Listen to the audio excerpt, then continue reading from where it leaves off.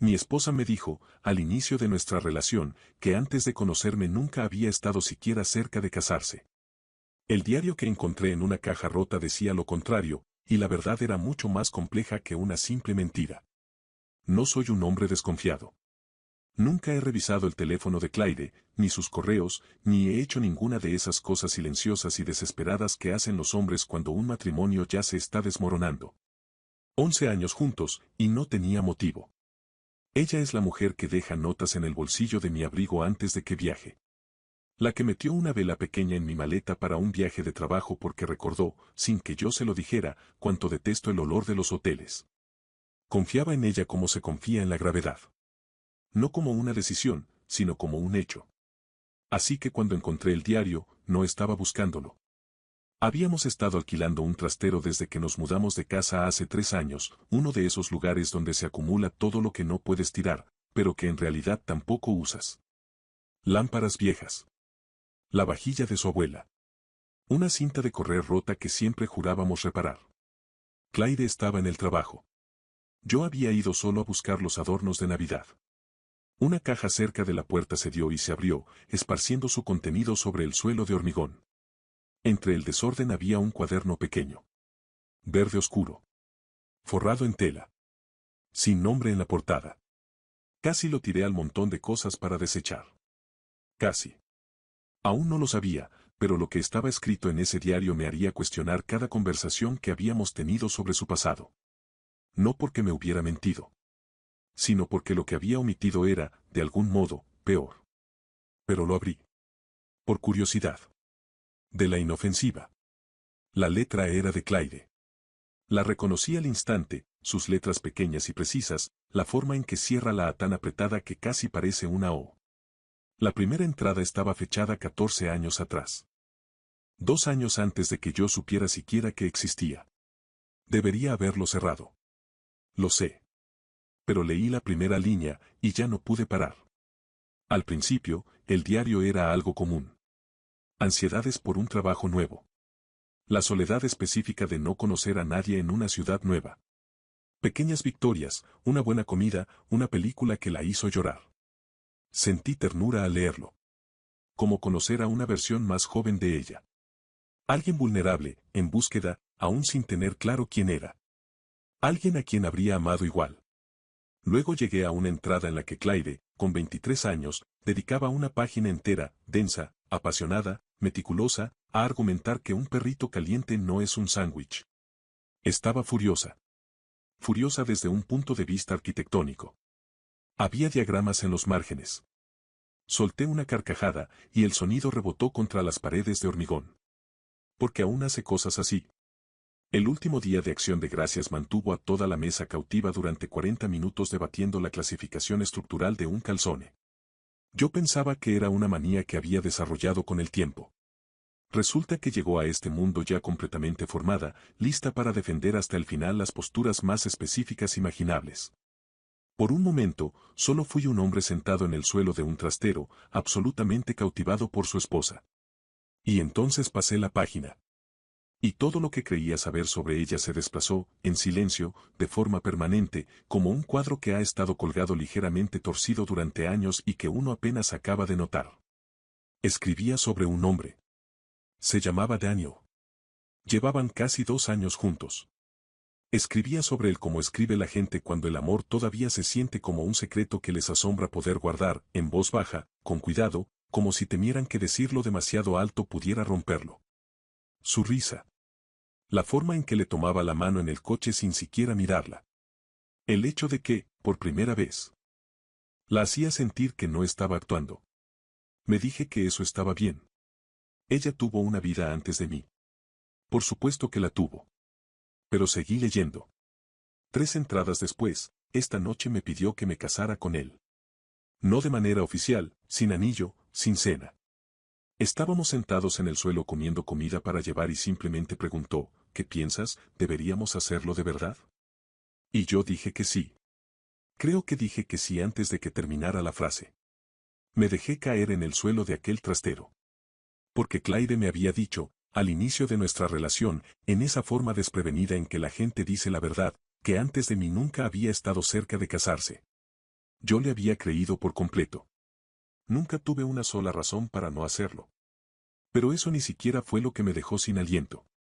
Aún quedaban 12 páginas en aquel diario. Y lo que encontré en la última entrada, una sola frase escrita en noviembre, era algo para lo que no estaba preparado en absoluto. Leí el resto del diario en aquella sala fría, iluminada por fluorescentes, rodeado de cajas rotas y adornos navideños. Daniel llenaba página tras página. El barrio que habían elegido. El tipo de perro que tendrían. Escribía sobre cómo se lo contó a su madre y sobre cómo su madre lloró de felicidad. Sobre la sensación, por primera vez, de que su vida tenía una forma. Sonaba tan segura. Tan lista. Y entonces las entradas empezaron a acortarse. La letra, ligeramente menos precisa. Como si escribiera más rápido, o con una mano que ya no estaba del todo firme. Y luego, una entrada de noviembre del año siguiente. Solo una línea. Se ha ido. Y no sé cómo explicárselo a nadie, así que no lo haré. Después de eso, su nombre no volvió a aparecer.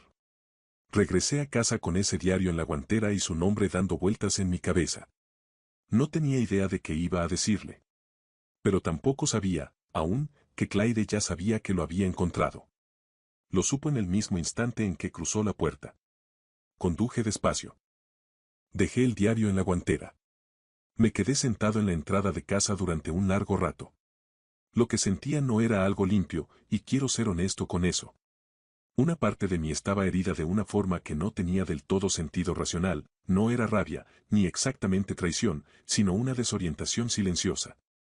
Como mirar una fotografía que has visto 1000 veces y, de pronto, notar algo en el fondo que lo cambia todo. Pero debajo de eso, más fuerte que eso, había otra pregunta completamente distinta. No cómo pudo ocultarme esto, sino que le habrá costado cargarlo sola. Clyde llegó a casa cerca de las 7. Yo estaba en la mesa de la cocina, con el diario frente a mí. Lo vio desde la puerta y algo cruzó su rostro, no culpa. Reconocimiento. Como si siempre hubiera sabido que ese momento existía en algún punto del futuro y simplemente hubiera estado esperando a llegar a él. Se sentó frente a mí sin decir una palabra. Ninguno de los dos habló durante lo que pareció mucho tiempo. Lo que me contó a continuación, la verdadera razón por la que nunca pronunció su nombre en voz alta en 11 años de matrimonio, era algo que yo no había considerado. Ni de lejos. Y cambió por completo la forma en que la entendía. Lo encontré en el trastero, dije. La caja se rompió. Miró el diario. Olvidé que aún no tenía. ¿Alguna vez ibas a hablarme de él? El silencio se alargó lo suficiente como para que escuchara el zumbido del refrigerador. Estuve a punto, dijo. Varias veces. Pero cuanto más tiempo pasaba, más difícil se volvía a explicar por qué había esperado tanto. Entrelazó las manos sobre la mesa. Y al final empezó a parecer que lo reabría sin motivo. ¿Qué le pasó? Entonces me miró. Con los ojos firmes, siempre ha enfrentado los momentos difíciles de frente, es una de las cosas que más amo de ella. Murió, dijo. Un accidente de coche. Ese noviembre. No estábamos oficialmente comprometidos, sin anillo, sin anuncio. Así que, para el mundo. Solo estábamos saliendo, lo que significaba que no podía vivir el duelo como se vive por un prometido. Tuve que hacerlo en silencio. Hizo una pausa. Y luego simplemente seguí haciéndolo así. En silencio. Durante mucho tiempo. Debería habértelo contado, añadió. Me convencí de que no importaba, de que había sido antes de nosotros. Pero la verdad es que me avergonzaba cuánto seguía pensando en él a veces. Y temía que creyeras que significaba algo que no era. ¿Lo significa? Pregunté. ¿Significa algo que no es? Extendió la mano y la posó sobre la mía. Lo amé. Fue real, importó, y perderlo fue lo peor que me había pasado en la vida. Su voz se mantenía firme, pero sus dedos se apretaron ligeramente alrededor de los míos. Y luego te conocí, y elegí estar aquí. Ambas cosas son ciertas. Siempre lo han sido. Hablamos durante horas. Y en algún momento, cerca de las 11, dijo algo que reformuló por completo la razón por la que había guardado silencio, no solo sobre Daniel, sino sobre todo lo que vino después de él. No estaba preparado para oírlo. Pero necesitaba hacerlo.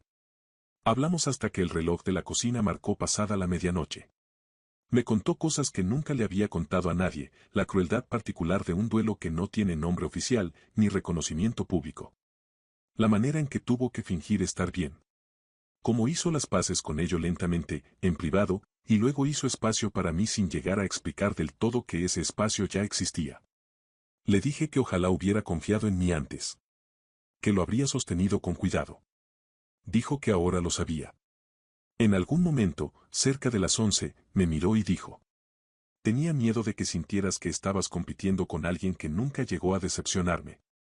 Alguien congelado para siempre en su mejor versión. Y algo encajó. Los muertos idealizados son imposibles de igualar. Nunca llegan a ser ordinarios. Nunca dejan los calcetines en el suelo, ni dicen lo incorrecto, ni te muestran su peor lado. Permanecen, para siempre, en su punto más alto.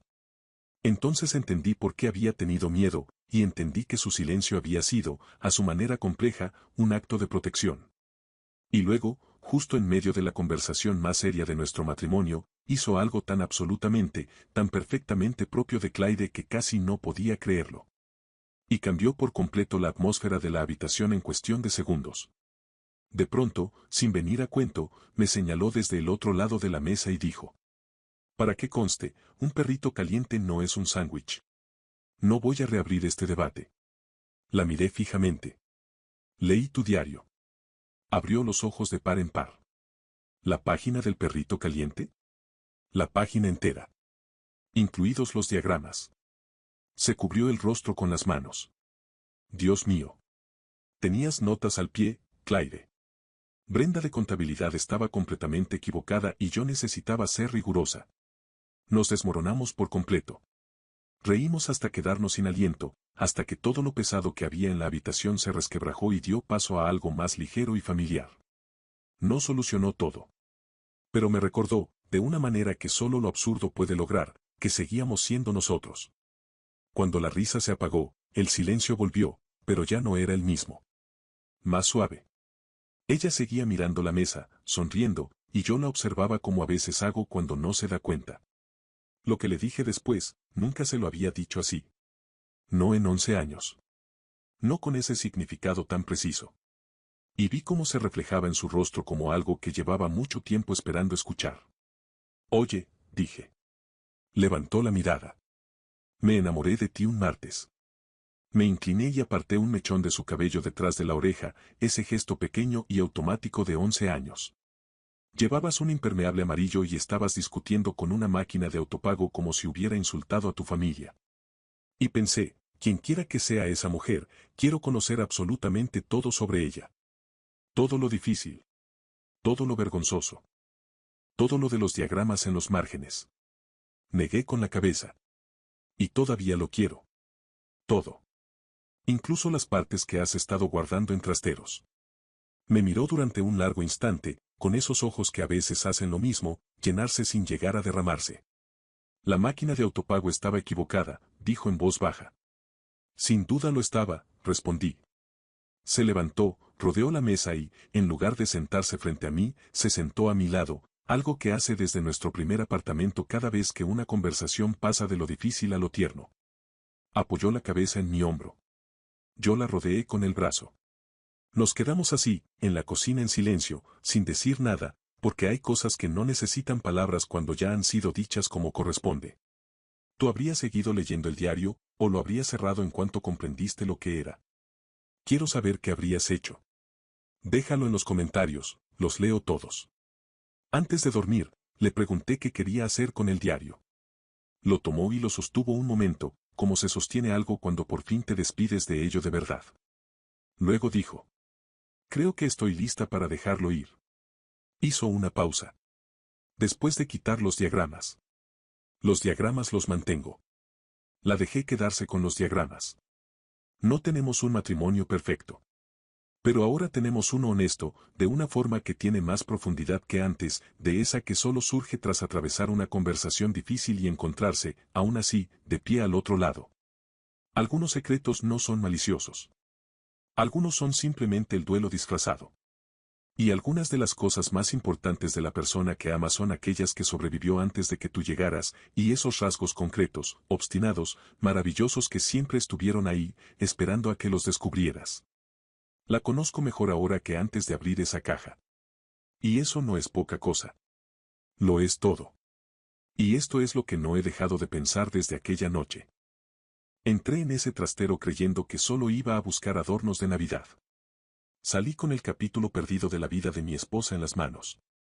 El capítulo que la quebró, la vació y la reconstruyó en silencio hasta convertirla en la mujer que, de algún modo, me eligió un martes cualquiera. Pensé que había encontrado una prueba de que algo en nuestra vida no era real. Lo que en realidad encontré fue la razón por la que ama como ama, con cuidado, con profundidad, como alguien que sabe de primera mano lo que significa perderlo. Sobrevivió a algo que debería haberla cerrado. En cambio, la abrió. Y yo soy la persona para la que se abrió.